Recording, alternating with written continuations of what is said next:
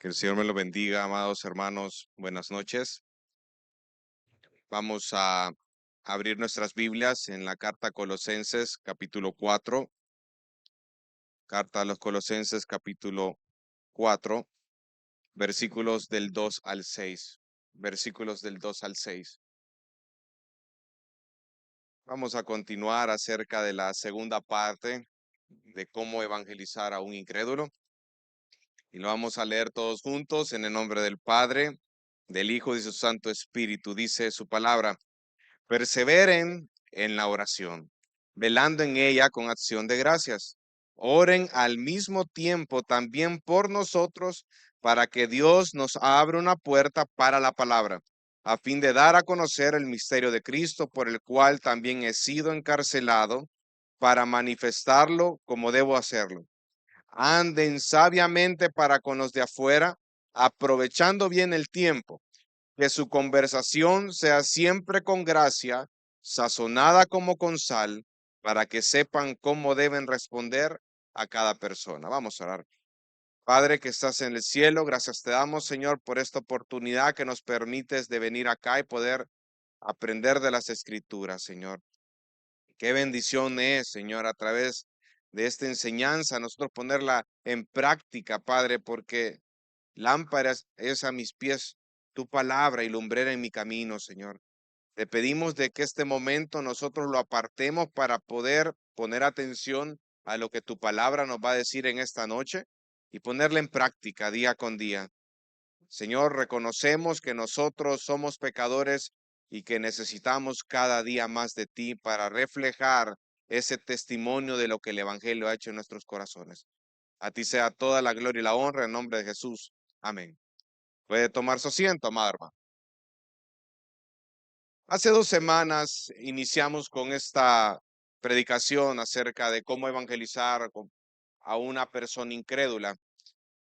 Y estuvimos hablando acerca de los versículos del 2 al 4, donde hace un fuerte énfasis en la oración, en la intercesión. Hablamos acerca de ciertas características de la oración que debemos de perseverar, debemos de velar y debemos de hacerlo con acción de gracias o con gratitud. También la importancia de la oración intercesora, y mencionamos que en primer lugar, a la hora de evangelizar a una persona incrédula, debemos de orarle al Señor para que Él nos abra las puertas, nos dé las oportunidades para nosotros presentar su hermoso evangelio. Y esa es una realidad. Todos sabemos acá que lo que es la oración es una disciplina espiritual donde nosotros debemos de crecer continuamente día con día, pero a la hora de ponerla en práctica es lo que nos cuesta, como todo en la vida cristiana. Tenemos el conocimiento, pero poner en práctica ese conocimiento es lo que a muchos nos cuesta. Y la oración es una realidad. Sabemos de que la oración ese es el medio que Dios nos ha dado para que nosotros nos pudiésemos comunicar con Él día con día. Y Él se comunica con nosotros a través de la palabra. Y si tenemos ese medio de gracia como lo es la oración, debemos de disciplinarlo en ello. Y mucho más cuando una persona incrédula es la persona por la cual estoy orando, porque nosotros no somos capaces, humanamente hablando, de transformar el corazón de una persona. Solo Dios lo puede hacer. Y ese es un principio por el cual debemos de regir nuestra vida. Es un principio que debemos de establecer en el matrimonio, por ejemplo. Reconocer que yo no soy capaz de transformar el corazón de mi cónyuge es un principio que yo tengo que valorar muchísimo. Solo Dios puede. Es un principio que también podemos aplicar en la crianza con nuestros hijos. Reconocer que nosotros no podemos transformar el corazón de nuestros hijos es un principio que debemos de practicar. ¿Y eso va a hacer que nosotros menguemos en nuestra crianza? No. Eso debe provocar en nosotros mayor oración, mayor confianza en Dios y ser fieles a lo que Dios nos ha determinado hacer, ya sea como cónyuge o ya sea como papá. Ahora, no olvidemos de que el apóstol Pablo se encuentra preso. Y estuvimos estudiando también de que la petición de Pablo no era que Dios lo libertara o lo librara de la cárcel. En ningún momento Pablo dijo eso, sino que si usted se pone a pensar ahí, dice, oren al mismo tiempo también por nosotros para que Dios nos abra una puerta para la palabra. Pablo estaba consciente que el que tiene su vida en sus manos, la vida de Pablo, los tiempos, el que controla los tiempos es Dios mismo. Y si en la providencia y en la soberanía de Dios estaba de que Pablo pasase preso, ¿qué fue lo que hizo Pablo estando preso, hermano? Usted lo tiene ahí, estamos leyendo eso. Él escribió esta carta estando preso. Usted puede ver cómo el Señor ocupa de manera providencial cada situación en la vida del cristiano para su propia gloria y para el bien del cristiano también. Y Pablo sabía de que el hecho de que él estaba preso era una oportunidad también de presentar el evangelio a, a los que están de guardias, a los demás presos. Son oportunidades que Dios da, pero él dice, hermanos, quiero que oren para que se nos abra una puerta para la palabra, porque por ese motivo, por el presentar el misterio de Cristo, yo estoy encarcelado. Ahora, luego vamos a entrar en el versículo 5 y aquí ya vamos a entrar en materia de este sermón. Y ese es el segundo punto del sermón, es andar en el evangelio. Miren cómo empieza el versículo 5, dice, anden sabiamente para con los de afuera. Los creyentes tenemos la responsabilidad ante el Señor de dar testimonio y de proclamar el mensaje del evangelio. Tenemos una gran comisión que nosotros debemos de presentar ese mensaje. Acuérdense que anteriormente Pablo, en el capítulo 3 del versículo 18 en adelante, empieza a hablar acerca de las obligaciones con nuestra familia. Da indicaciones, por ejemplo, eh, de padres, de esposos, y también usted puede ver en el capítulo 3 del versículo 8 al 15, habla acerca también de las obligaciones con nuestra familia en la fe. Ya abordó el tema de cómo nosotros debemos de vestirnos dentro de la comunidad de la fe. Y ahora él viene, ok, voy a empezar a enseñarles también cómo toda esta doctrina que estuve enseñando en el capítulo 1 y capítulo 2 también tiene una implicación de cómo ustedes deben de manejarse, no solo para la iglesia local, sino también para los incrédulos, para los de afuera, la sociedad humana, los que están fuera de Cristo, los que no conocen a Cristo y por lo tanto no son salvos. Son personas inconversas, son personas incrédulas, están perdidas en sus delitos y pecados, según Efesios capítulo 2, versículo 2.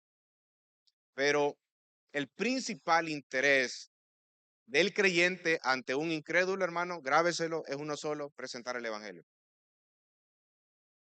En consejería, cuando usted está atendiendo una consejería con una persona que no es creyente, sino que es incrédula, esa consejería directamente se dirige a presentar el evangelio. Entonces, todo cuando es incrédulo, se dirige a qué? A poder presentar el mensaje del evangelio, a poder presentar la obra de Cristo, que las personas puedan entender y que el Señor, si en su gracia permite que esa persona sea salva y le da un nuevo nacimiento, pues gloria al Señor. Pero nuestro principal interés es presentarle el evangelio y presentar el misterio de Cristo. Pero surge la pregunta, ¿cómo entonces podemos abordar a personas que no conocen a Cristo? Y es lo que él va a tratar en este versículo 5 y 6. Pero básicamente, si damos un resumen, ¿cómo se puede presentar? Cuidando nuestras conversaciones normales y nuestras respuestas a las preguntas de los demás. La lengua. ¿Cómo ocupamos la lengua? ¿Se acuerdan que nuestro Señor Jesucristo, él mencionó, de una fuente no puede salir que ni agua dulce ni agua salada? Y la lengua es algo que nosotros mal utilizamos muchísimo. Y a través de la lengua uno puede determinar si una persona es madura o es inmadura en la fe.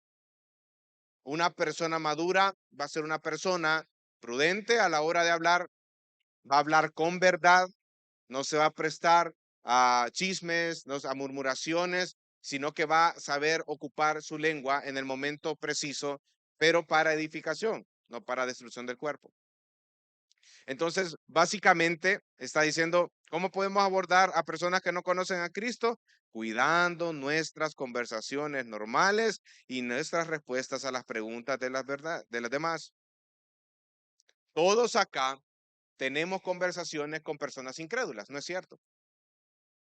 Llámese esposo, llámese esposa, llámese hijos, algún familiar, compañeros de trabajo. Todos tenemos conversaciones en el día a día con personas incrédulas y nos relacionamos con esas personas. Los vecinos también. Más de alguno acá tiene vecinos que son incrédulos que no conocen a Cristo. Entonces, nuestro diario vivir siempre vamos a encontrar personas incrédulas y es ahí donde nosotros debemos de cuidar el testimonio. Y ojo, no estoy diciendo que, vean, que en la casa no se debe de cuidar el testimonio. No, no es eso. El punto es que el testimonio es algo que se debe de cuidar de manera integral en todos los aspectos de la vida diaria, tanto en el hogar como también con los de afuera. Y el primer énfasis que debemos de hacer a la hora de evangelizar es en el testimonio. Y es, ojo, ya vamos a abordar ese tema posteriormente, lo que Dios ha realizado en el creyente por medio de su palabra. ¿Cómo está tu testimonio? Por eso que dice aquí, anden sabiamente para con los de afuera.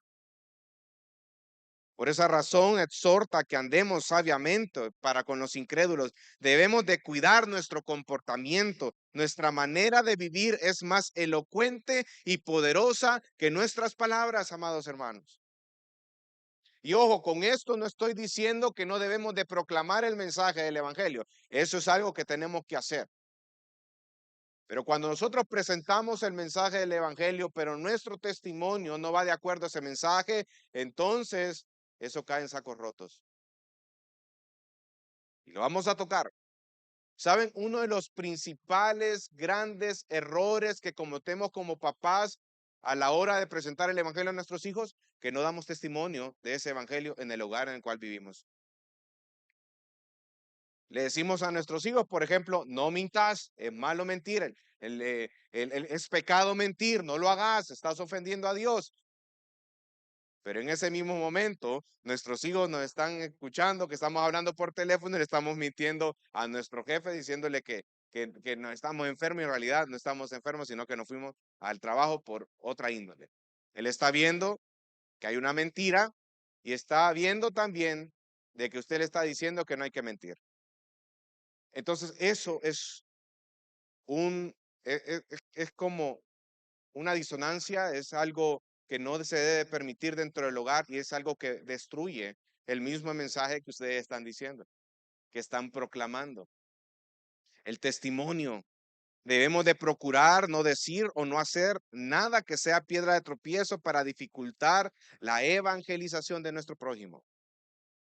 Pastor, pero eso es imposible, me puede decir usted. No, humanamente hablando, posiblemente sí. Pero aquellos que tienen al Espíritu de Dios en sus corazones, no. ¿Saben? Porque el Espíritu Santo da dominio propio. Da humildad, da mansedumbre, templanza, amor para con el prójimo. Entonces, y es el énfasis que hace el apóstol Pablo en este versículo 5. Dice, anden sabiamente para con los de afuera. Pero ¿cuál es el énfasis? Mira el versículo 5, dice, aprovechando bien el tiempo, debemos de aprender, amado hermano, a discernir los tiempos y a discernir a las personas. No todas las personas son iguales. Hay algunos que son más dóciles a la hora de escuchar un consejo de tu parte.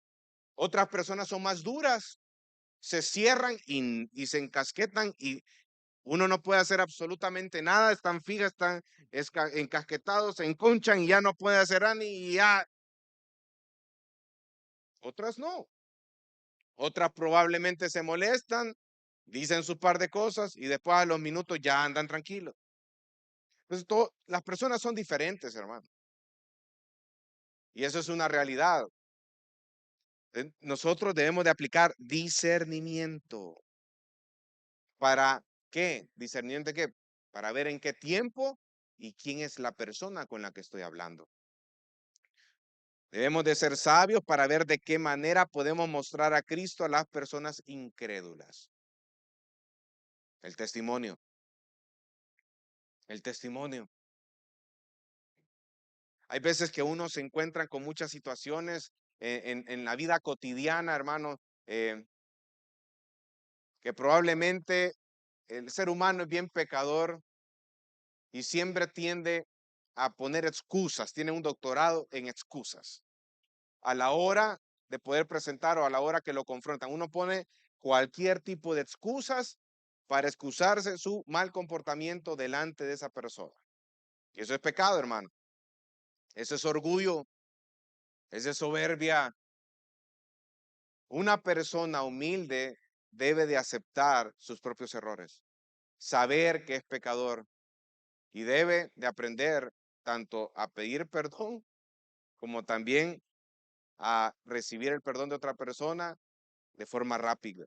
Eso es humildad. Entonces, amados hermanos, dice que nosotros debemos de aprender a ser sabios para ver de qué manera podemos mostrar a Cristo a las personas incrédulas. Debemos de aprender a preparar el terreno antes de sembrar la semilla.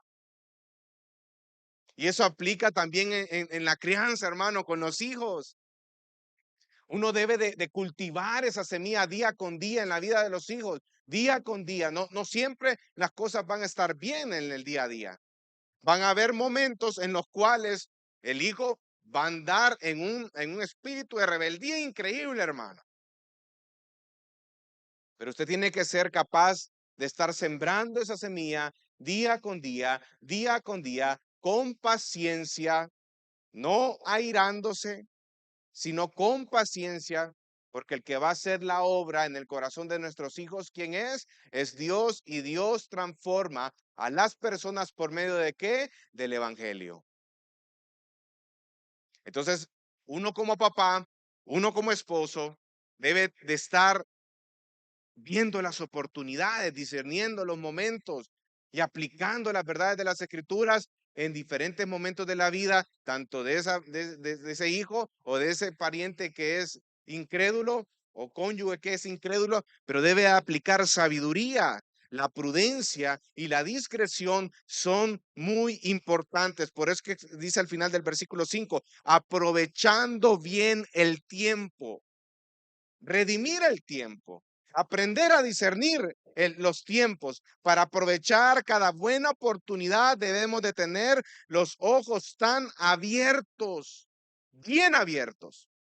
Estar en un estado de alerta, aprovechando las oportunidades. ¿Cuánto necesitamos de la sabiduría y tacto en nuestras relaciones con otras personas? Hay que tener, como decía mi abuelo, las pepas abiertas, me decía mi abuelo. ¿Verdad? Hay que estar abierto, estar con los ojos abiertos, viendo cada oportunidad que se presente, hermano. Ay, no, es que usted no sabe que ese es un gran burro, pastor. Es un gran terco, una gran terca. Se hace y hace y hace. Pues sí, hermano. Es una persona incrédula, no tiene a Cristo. ¿Qué esperas de él o de ella? Muéstrale paciencia. Y llegará un momento en el cual esa persona con un orgullo tan grande va a estar con el orgullo bajo. Y va a haber una oportunidad para poder presentar el evangelio de Cristo.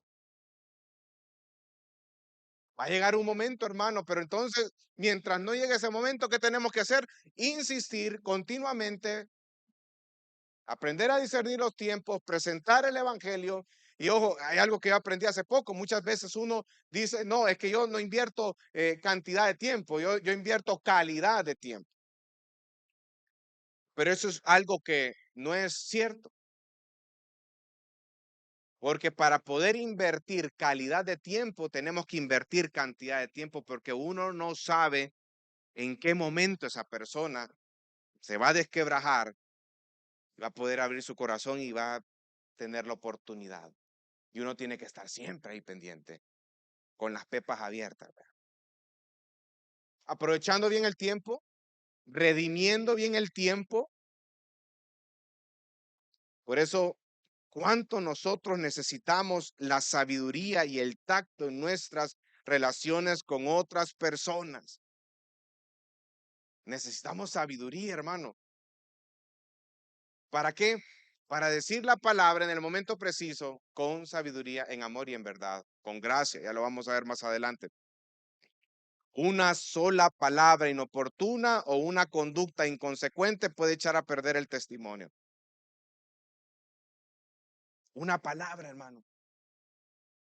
Se puede destruir grandes amistades, grandes vínculos a través de la mal uso de la boca.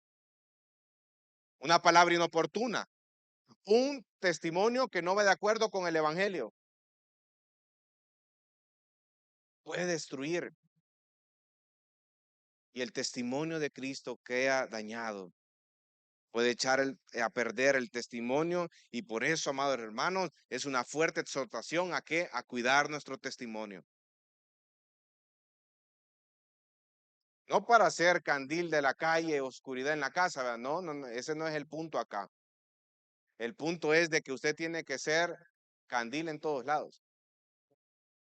En casa, en el trabajo, en la iglesia, con su familia, donde usted vaya, se debe demostrar lo que el evangelio de Cristo ha hecho en usted. Ahora bien, el testimonio nos salva, hermano. Y quiero hacer énfasis en eso. Sin embargo, un cristiano que vive de acuerdo al evangelio despertará la curiosidad de una persona incrédula. La manera como se aman los unos a los otros va a despertar la curiosidad de los incrédulos. La forma como responden con bien el mal va a despertar la curiosidad del incrédulo. Porque el incrédulo, en la mente de él, ¿cómo es posible que esta persona te haya hecho daño y tú no le hayas hecho nada? ¿Por qué no te vengaste? ¿Por qué no hiciste tu propia justicia? Estabas en tu derecho a poder hacerlo y tú le dices, no, no lo voy a hacer. ¿Pero por qué? Decime por qué. Porque no es lo que me ha mandado a hacer el Señor. ¿Cuál Señor? El Señor en el que yo creo, Cristo. ¿Y quién es? Y ahí empieza usted. Con acciones, la manera de hablar. En su lugar de trabajo lo conocen a usted por ser una persona que ocupa bien sus palabras o por ser malcriado. Sea vuestro hablar, dice la escritura, sí, sí o no, no. Lo conocen como una persona de palabra o como una persona chambrosa, que le gusta andar en murmuraciones. El testimonio, el testimonio, pero el testimonio no va a salvar, sin embargo, va a dejar ese gusanito que va a despertar la curiosidad en el incrédulo del porqué de tu comportamiento, hermano. De lo que refleja Cristo en tu corazón, el evangelio en tu vida. Y aquí hablamos de todo tipo de cosas, hermano. De todo tipo de cosas. Aunque usted no lo crea, muchas personas están viendo su actitud y su manera de conducir, aunque usted no lo crea. Se fijan en todo, y más los incrédulos, más si saben que es cristiano, más si saben que leen las escrituras, más si saben que son temerosos de Dios, y más todavía si usted publica un montón de cosas en el Facebook donde empiezan a decir un montón de cosas de la palabra, de los versículos de las escrituras, empieza a citar, pues más va a estar en el ojo del huracán. Su familia igual. Porque ellos esperan, los incrédulos, que su vida vaya de acuerdo a lo que usted cree. Entonces va a despertar una curiosidad. El testimonio nos salva, pero nos da oportunidades para enseñar en lo que creemos. Sin perder Colosenses, vamos a primera carta a Pedro, primera de Pedro.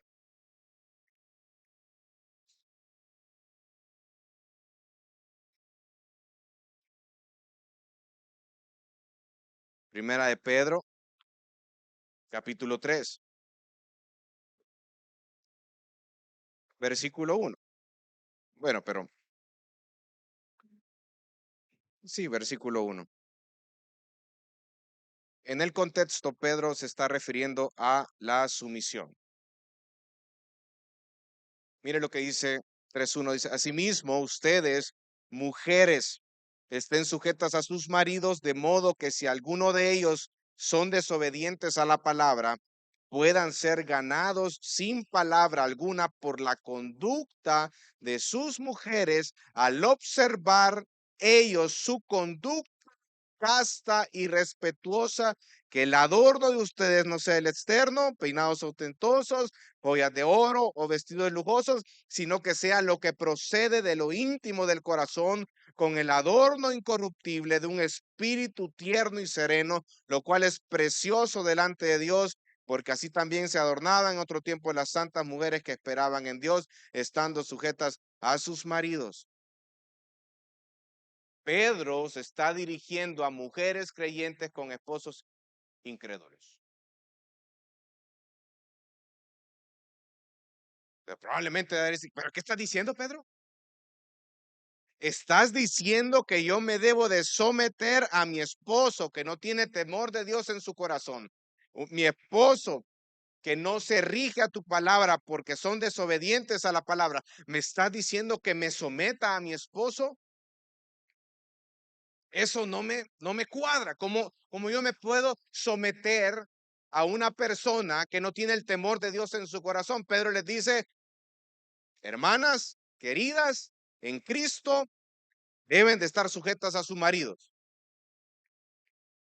Porque si ellos son incrédulos, porque ellos son desobedientes en la palabra, viene el versículo 1, son desobedientes a la palabra. ¿Cuál es el objetivo de tu sumisión? Que puedan ser ganados sin palabra alguna por la conducta de ustedes.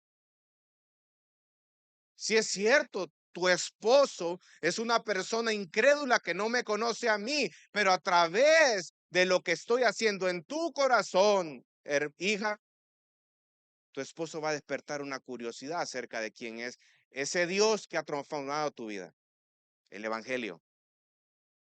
Entonces, ¿por qué causa la sumisión? Por obediencia a la palabra, hermano. Obediencia a Dios. Porque en la medida que uno es obediente a la palabra, se está acercando al diseño que Dios ha establecido, ¿no es cierto? Y ahí no hay una cláusula, yo no veo ninguna cláusula que vaya a la par de maridos creyentes, maridos que son proveedores del hogar, maridos, y le podemos poner cualquier tipo de etiqueta. Aquí no hay ninguna condición, aquí es un mandato, dice sométanse en el temor de Dios, porque anteriormente había dicho que el objetivo o la esencia de la sumisión es por el temor a Dios. Pero usted puede ver cómo va en la misma sintonía con lo que estamos estudiando en Colosenses, para que a través de ese testimonio puedan ser ganados sin palabras al observar ellos su conducta casta y respetuosa. El testimonio. ¿Se imaginan a una persona incrédula cuya esposa es temerosa en Dios y que se somete a Cristo y que a pesar de que esta persona es incrédula, esta mujer está desarrollando en su hogar un testimonio de vida y de piedad dentro del hogar? Es una oportunidad que en un determinado momento el esposo le va a decir, ¿y qué pasa? ¿Y por qué tú no respondes en ira a lo que yo te digo? Yo a veces se me van las cosas y yo grito, ¿y por qué tú no respondes de la misma manera? Porque yo no veo que en lugar de odiarme, tú me amas más. ¿Qué pasa en tu corazón? Hay algo que no cuadro acá. ¿Qué sucede? ¿Por qué te conduces así? A lo que la esposa va a decir, lo que Dios está haciendo en mi vida. La palabra me dice que debo de amar incluso a mis propios enemigos. La palabra me dice que debo de responder con bien a pesar de que las personas me hagan daño. La palabra me dice que yo debo de decir las palabras con gracia sazonadas con sal. La palabra me dice que yo me tengo que someter. Yo lo estoy haciendo no por ti, lo estoy haciendo por Dios, por el temor de Dios que hay en mi corazón. El testimonio, el testimonio. Hijos incrédulos con padres creyentes, es lo mismo, hermano. El deseo de todo padre es que Dios pueda transformar el corazón de su hijo, pero sabe que esa decisión no está en la mano de uno, sino que está en las manos de él. Entonces, ¿qué hacemos los padres? Los criamos en el temor de Dios, les instruimos en las sagradas escrituras y confiamos en que él sabe lo que hace, el Señor. Pero ¿cómo estamos modelando a nuestros hijos el evangelio? A través de muchas peleas dentro del hogar. ¿Ustedes creen que pueden estar predicando el evangelio en su familia, en su hogar, cuando en su propia casa pelean como perros y gatos dentro del hogar? Eso no cuadra, hermano. Eso, más que favorecer, entre comillas, perjudica el testimonio, lo daña. Eso no es consecuente. Y por eso hay muchos hijos que no quieren nada con el Señor. Porque los padres no modelaron el evangelio como lo que es. El testimonio nos salva, pero nos da oportunidad para enseñar lo que nosotros creemos. Pero el orden es orar, vivir, proclamar. Y eso es lo que dice Esdras capítulo 7, versículo 10. Esdras 7:10 dice, ya que Esdras había dedicado su corazón, en primer lugar, él había dedicado su corazón a estudiar la ley del Señor. Y luego dice, y a practicarla. Ojo, primero estudiar, luego va la práctica y después va y a enseñar sus estatutos y ordenanzas en Israel. ¿Ve usted el orden? ¿Ve usted el orden? Nosotros estamos acá aprendiendo, pero, ok, está bueno que tengamos el conocimiento, hermano. Eso no es malo. Es bueno que vengamos aquí a aprender de la palabra del Señor. Pero lo malo es que no ponemos en práctica lo que nosotros aprendemos. Esdras había dedicado su corazón para escudriñar las verdades de las escrituras, pero no solo se había quedado ahí, sino que él decidió también practicar la verdad de Dios en su vida y luego enseñar los estatutos a todo el pueblo de Israel. Ese es el proceso. Y esa es una gran verdad que nosotros debemos de practicar día con día. ¿Cuántos esposos están acá? Aplica esta verdad en tu vida. Aprende de la palabra del Señor y empieza a practicar la palabra del Señor. Igual las esposas, igual los padres. Para eso nosotros nos tenemos que sumergir en la palabra, aprender de la palabra, vivir la palabra y enseñar la palabra. Todo gira en torno a la palabra del Señor. Igual que Esdras.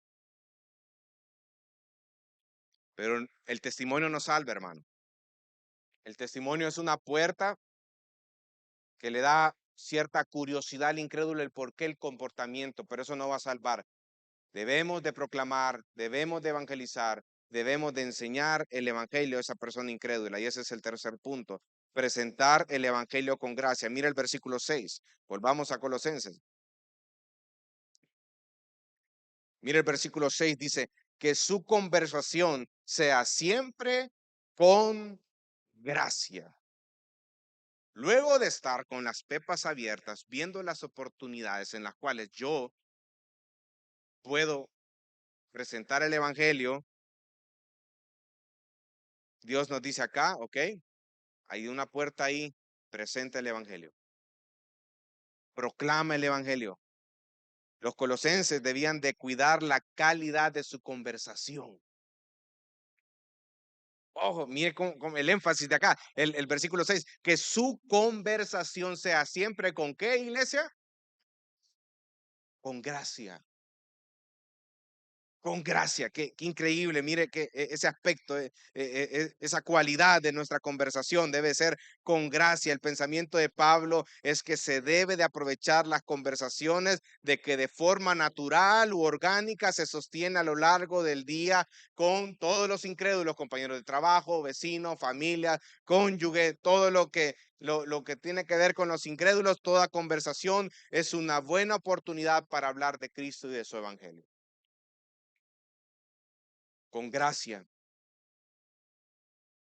Es una cualidad de esa conversación que siempre debe de ser con gracia. Esto quiere decir que nosotros no vamos a introducir de manera forzada el evangelio, ni de lo que trata el evangelio, las verdades del evangelio. Cada vez que nosotros estamos hablando acerca con esta persona de incrédula, sino que debemos demostrar amor, debemos demostrar gentileza de Cristo a cada persona, esperando que el Espíritu Santo abra las puertas para que la conversación pueda ir más profunda. ¿Quién es el que hace la obra en el corazón del incrédulo, amado hermano? Es Dios mismo. Pero nosotros debemos de presentar el evangelio con gracia. Con gracia. Las palabras que nosotros debemos de ocupar deben ser con gracia, en amor y no diluyendo la verdad, sino que también tiene que ser en verdad y esperando que sea el Espíritu Santo que abra la puerta, si es la voluntad de Dios, de ese corazón y que cree en Cristo. Y mientras pasa eso, ¿qué hacemos?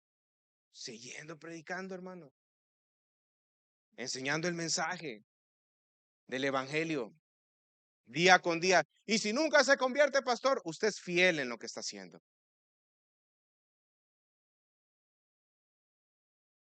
Mientras usted sea fiel en lo que Dios lo ha mandado a hacer, que es proclamar el evangelio, usted está haciendo las cosas bien. Aunque el resultado no esté en sus manos. Pero ¿qué significa tener una conversación o hablar con gracia? Ese es un lenguaje que es el resultado de la obra de gracia de Dios en el corazón. Es el lenguaje que es el resultado de la obra de gracia de Dios en tu corazón. ¿Se dan cuenta cómo va todo amarrado una con otra cosa? ¿Por qué? Porque cuando uno sabe que ha sido nacido de nuevo, hermano, que ahora tenemos entrada ante el trono de gracia para poder dirigirnos con el Señor, que hemos sido redimidos por la sangre del Cordero, que hemos sido salvos, que estábamos muertos de nuestros delitos y pecados, y ahora Cristo nos ha dado vida eterna por medio de su sacrificio y somos receptores de la misericordia de Dios y de la gracia de Dios. Eso en nosotros debe de provocar palabras con gracia. No amargura, no resentimiento, porque como lo vimos anteriormente, eso es el viejo hombre. El nuevo hombre se viste de diferente forma, en amor, ocupando bien la boca, pero es ese lenguaje que es el resultado de la obra de gracia de Dios en el corazón. En otras palabras, quiere decir que nuestra conversación debe ser amable, modesta, agradable, como nuestro Señor Jesucristo. Ese es el ejemplo. Mire, qué hermoso nuestro Señor, que cuando lo que Él iba a hablar, el contenido de lo que Él iba a hablar era fuerte, su manera de hablar era muy amable. Él sabía presentar las verdades. Yo tengo en mi mente y en mi corazón bien grabada esa imagen con la mujer adúltera, que la dejan, la tiran y le dicen al Señor Jesús, le dicen, según la ley la tenemos que apedrear. ¿Se imaginan, hermano? Es que a mí me hace el corazón pequeño el pensar eso, que el único ser que podía juzgar de forma justa a esa mujer adúltera, esa mujer la tenía enfrente, era Dios. ¿Y qué fue lo que dijo Cristo? ¿Saben qué? Fariseos, el que esté libre de pecado, que tire la primera piedra. Ellos dejaron sus piedras abajo. Y él le dijo a ella, no te preocupes, no hay nadie condenado. Ese es el modelo. Cristo. ¿Cómo trató Cristo a Pedro a pesar de que Pedro lo negó? ¿Te imaginas por un momento que tú eres Pedro y que Cristo te haya dicho a ti, después de que hayas hecho una confesión, no, aunque los demás te dejen, yo no te dejo, Señor? Y después viene el Señor Jesús y le dice, Pedro, antes que el gallo cante, tú me vas a haber negado, no una, 3 veces. ¿Se imagina el corazón de Pedro por un momento ver a su Redentor, a Cristo crucificado de esa manera, que él le había fallado a Cristo mismo, a su Salvador, a su Redentor? Y luego cuando él estaba en una barca, estaba pescando y estaba de lejos, ve a Cristo. ¿Y qué fue lo que hizo Pedro, hermano? Salió corriendo y dice, Señor, Señor, ¿te imaginas eso? Eso de decir, Señor, perdóname, yo te fallé, perdóname. ¿Y qué fue lo que le dijo Cristo a Pedro? Pedro, ¿me amas? Apacienta mis ovejas. 3 veces le preguntó. Y eso está en Juan, en el Evangelio de Juan. La conversación de Cristo era una conversación con gracia, en amor, con verdad, no diluyendo la verdad. Aunque el contenido sea fuerte, hermano, debemos de aprender a decir las cosas con la gracia del Señor. Cuando hablamos debemos de manifestar esa obra que Cristo ha hecho en nuestros corazones. Dice en Lucas 4:22, dice, todos hablaban bien de él y se maravillaban de las palabras llenas de gracia que salían de su boca y decían, ¿no es este el hijo de José? ¿Por qué se maravillaban la gente de Cristo? Por las palabras de gracia, por cómo él enseñaba. Amados hermanos, nuestro lenguaje debe de reflejar la belleza de nuestro Salvador Jesucristo. Nuestras conversaciones, nuestras conversaciones debe de brotar la gracia, ese amor inmerecido que debemos de sentir incluso hacia nuestros enemigos y que proviene del amor de Cristo en nosotros. La gracia del Señor, la obra de Cristo. Ahora, ya hablamos de lo que significa hablar con la gracia del Señor. Ahora vamos a hablar de qué es lo que no significa hablar con gracia. Eso no significa hablar de una forma abusiva o de una forma vengativa. Porque la Biblia es clara y lo estuvimos estudiando en Colosenses 3:8. Y si quiere, vayamos a Colosenses 3:8, una paginita antes, dice, pero ahora desechen también todo esto: ira, enojo, malicia, insultos, lenguaje ofensivo de su boca. Eso es lo que no se debe de hacer con la boca. Debemos de quitar de nuestra boca la ira, el enojo, la malicia, la malcriadeza. Nuestro ejemplo en todo momento, ¿quién debe de ser, iglesia? Jesucristo. Y en Primera de Pedro, capítulo 2, versículo 23, ojo, mire lo que dice que mientras le ultrajaban, no respondía de igual manera cuando padecía, no amenazaba. ¿Cómo respondes tú cuando alguien te ultraja, hermano? ¿Se la devuelves? Si solo es que vayamos nosotros manejando en el carro y alguien se nos mete así, ya estamos enojados y le estamos pitando, ¿verdad?, la respectiva.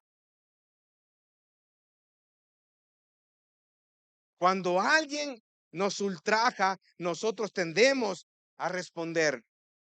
Pero ¿cuál es el ejemplo que debemos de seguir? Es Cristo. Y dice en 1 Pedro 2:23 que mientras le ultrajaban, él no respondía de igual manera.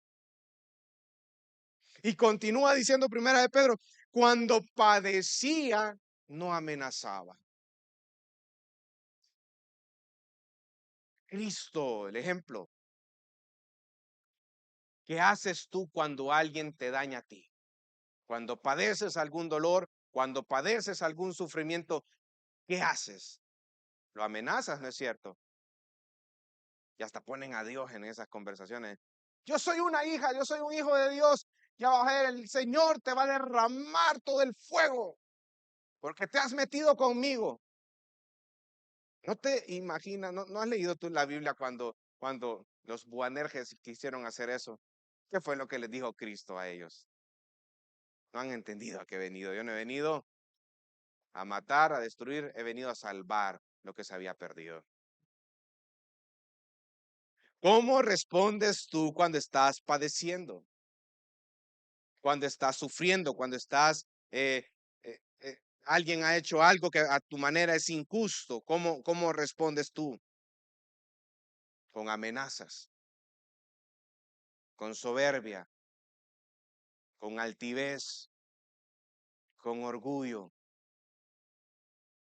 ¿Me dijiste eso? Yo te voy a decir por 2. ¿Me la devolves? Por 4. ¿Me la seguís traer? Por 8. Y si no, nos agarramos. Amenazas. Eso solo refleja lo que hay en tu corazón, hermano. Cuando tú quieres tener justicia propia por algo que te ha pasado y quieres actuar en venganza, hermano, yo te pregunto, ¿es eso lo que más glorifica a Dios? ¿Es esa decisión lo que más glorifica a Dios en ese momento?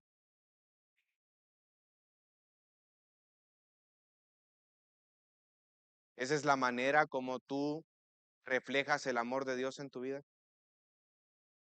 ¿Es eso algo que edifica en tu vida? ¿Estás dando puertas abiertas a tu carne o a tu espíritu a través de esa actitud? Tanto que aprender de nuestro Señor y Salvador. Dice que en lugar de amenazar, dice 1 Pedro 2:23, él encomendaba su causa a aquel que juzga con justicia. Todos aquí creemos que Dios es soberano, todos creemos acá que Dios tiene el control de su creación, pero cuando que alguien nos hace un daño, lo olvidamos. Dice que Cristo, en lugar de amenazar, él encomendó su causa a aquel que juzga con justicia. Amados hermanos, debemos de sentir el entrañable amor de Cristo para aquellos con quienes estamos hablando. Con quien sea. Si tú vas a confrontar a alguna persona o exhortarlo en amor o hacer algún tipo de amonestación, tú debes de hacerlo en el amor entrañable de nuestro Señor Jesucristo. ¿Ah? Y eso vamos a estar hablando el domingo, hermano. A veces uno dice, ahí va, en amor, 3 sablazos de un solo, seco, vea. Fla, fla, fla, fla. Pues sí, en amor, ¿verdad? Ni modo, ¿verdad? Pero ¿qué significa eso? A veces somos tan prontos para enjuiciar a las personas, para mandarlas al infierno, antes de en amor confrontarlas y exhortarlas por el crecimiento espiritual y cuidado de ellas. Pero eso lo vamos a estar tocando el domingo, no ahora, hermanos. Pero ese amor, ojo, ese amor no debe de provocar rebajar el evangelio de Cristo. No es que vas a bajar los estándares bíblicos, sino que tú vas a presentar la palabra del Señor en amor, pero eso no significa que vas a presentar un evangelio trastornado, trastocado, diluido. Porque el verdadero amor cristiano nos obliga a decir la verdad y la verdad, hermano, duele, duele. ¿A quién le gusta que le digan sus verdades? Vean? A nadie. ¿Por qué? Porque somos orgullosos. La verdad duele, hermano. Sin embargo, además de la gracia, dice la palabra, pues vamos a Colosenses 4:6, que la conversación sea siempre con gracia, sazonada como con sal. Sazonada como con sal. Que tenga saborcito, ¿eh?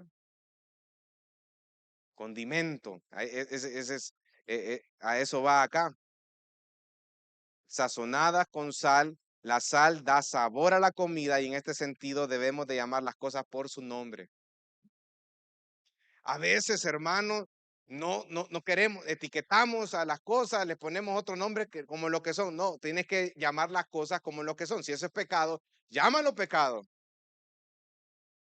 No lo llames enfermedad, ¿verdad? Debemos de hablar las cosas como son, no etiquetando con otro nombre. Pecado es pecado, la ira de Dios es verdadera, el infierno existe y el evangelio debe de servirse sazonado con la sal de la verdad acerca de que de la triste condición del hombre pecador que no puede acercarse a Dios sino a través de Cristo. El evangelio. Cuando presentemos el evangelio, hermano, lo tenemos que hacer de una forma dura, pero a la vez tierna. Dura a través y tierna a la vez, tierna y firme a la vez. Una de las características de la sal, hermano, es que la sal evita o impide la corrupción. De igual manera, nuestra conversación, que debe ser sazonada con sal, debe ser de tal orden que pueda contribuir a la preservación del alma. Con gracia, sazonada con sal, con saborcito, hermano. El uso de la lengua. Volvemos a lo mismo. Debemos de aprender a ocupar nuestra lengua para glorificar a nuestro Dios, que nuestro hablar sea para edificación y no para destrucción del cuerpo. Es algo que cuesta, hermano, porque en nosotros siempre existe ese deseo de estar criticando constantemente la vida de otras personas. Y es más, uno de los peores errores, y eso lo vamos a ver el domingo, es que criticamos espaldas, pero no enfrente de la persona de la que estamos hablando. Graso error, graso error. Ya vamos aterrizando, mire cómo dice el versículo 6, dice, sazonada como con sal, para que sepan cómo deben de responder a cada persona. Cuida tu respuesta. Debemos de prestar atención a cómo conversamos con nuestro prójimo y aprender a contestar bien. Decir las cosas como son. ¿Cómo debemos de contestar? Entonces surge esta pregunta. Debemos de hacerlo o expresar la palabra apropiada en el momento apropiado a la persona apropiada. Palabra, momento, persona apropiada.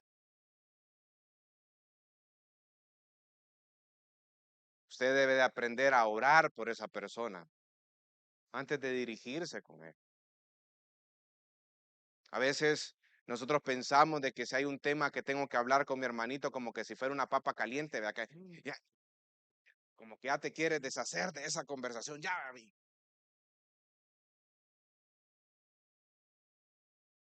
Probablemente el tiempo que tú escojas para dirigirte a ese hermanito, en ese momento el hermano no está preparado todavía, está pasando por circunstancias. Y cuando suceden ese tipo de cosas, no logramos el objetivo que queremos, que es llegar al corazón del hermano.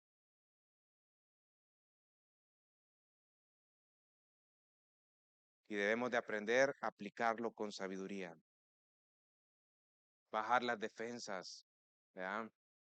A veces cuando estamos hablando, hermano, ya somos prontos para condenar. Vamos con una hermanita, es que mira, arrepentito te vas a ir al infierno. La palabra del Señor dice, ¿qué cree usted que va a provocar eso en el corazón de una persona inmadura? Ira, enojo, no le va a hacer caso todo lo que usted le diga. ¿Logras tú el objetivo que tú querías con él? Que era cuidar que este hermanito pueda crecer en los caminos del Señor del Evangelio. No lo creo.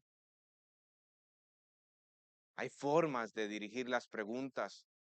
Hay maneras de poder hablar para lograr el objetivo. Es ver el tiempo, la persona y el tipo de palabra que voy a hacer. ¿Eso es algo imposible? No lo creo, hermano. Tenemos al Espíritu Santo en nuestro corazón.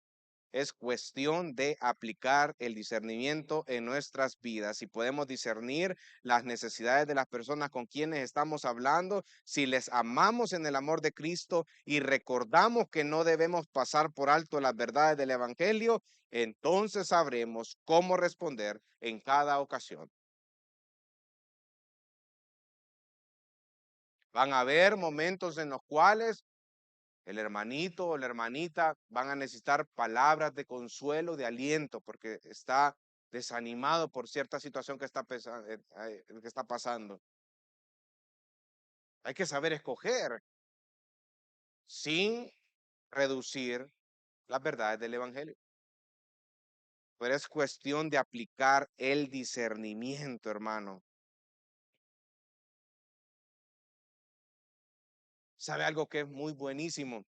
Además de orar por este hermano o hermana con el cual yo voy a dirigir una conversación,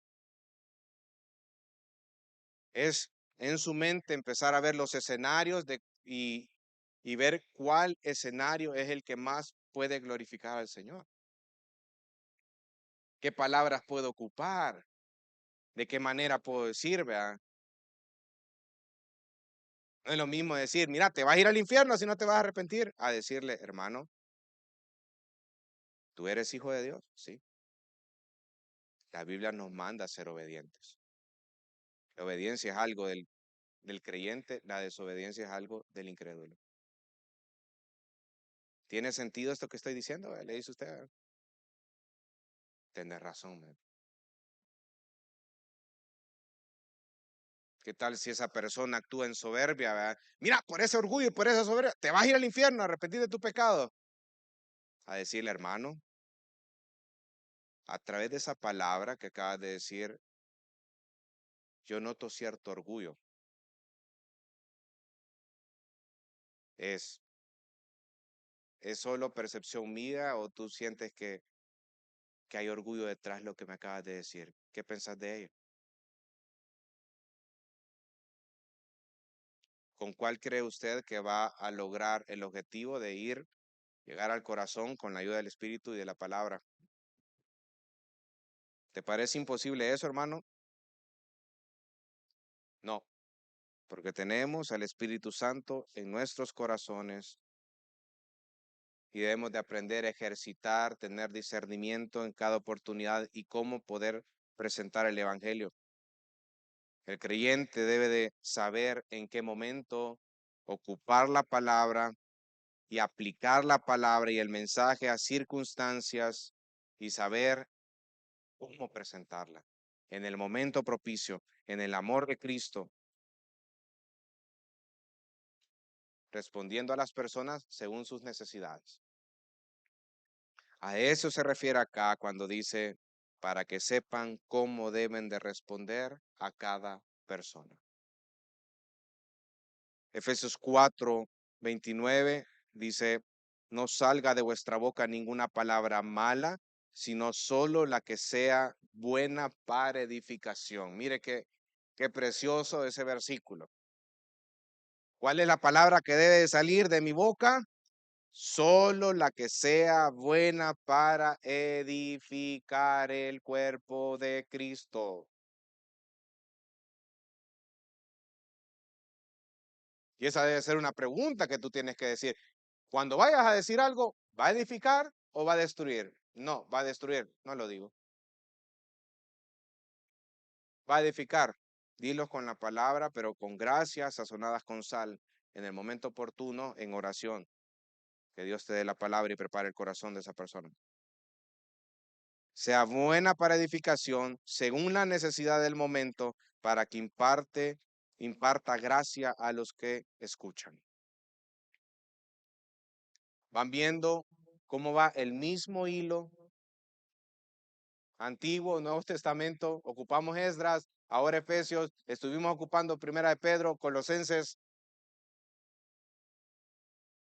y Santiago. Santiago es precioso también cuando habla de Santiago capítulo 3 del uso de la lengua, cuando empieza a hablar acerca de las aplicaciones de la lengua, es increíble. Y dice, ahí dice textualmente, dice que nadie, ningún ser humano, no hay ningún ser humano que ha existido capaz de dominar la lengua. En otras palabras, les está diciendo, humanamente hablando, ustedes no pueden controlar su lengua. Solo es a través de un nuevo nacimiento de Dios en sus corazones que tienen la capacidad de hacerlo.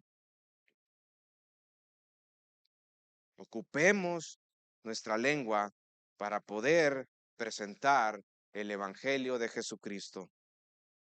Dios, en su gracia y misericordia, nos ha salvado por medio de su Hijo Jesucristo. Él nos encomendó la gran comisión, Mateo 28:19. Debemos de proclamar las buenas nuevas de salvación a todo aquel que Él nos dé la oportunidad de poder presentar el Evangelio.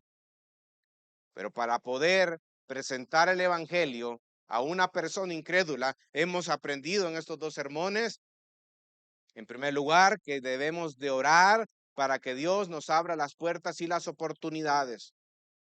Debemos de orar constantemente, no paremos de orar. En segundo lugar, debemos de andar sabiamente en el Evangelio. Y en tercer lugar, amado hermano, debemos de proclamar la verdad en amor, con gracia, sazonada con sal, no olvidando que nuestro mayor ejemplo es Jesucristo. Que Dios añada bendición a su palabra. Vamos a orar.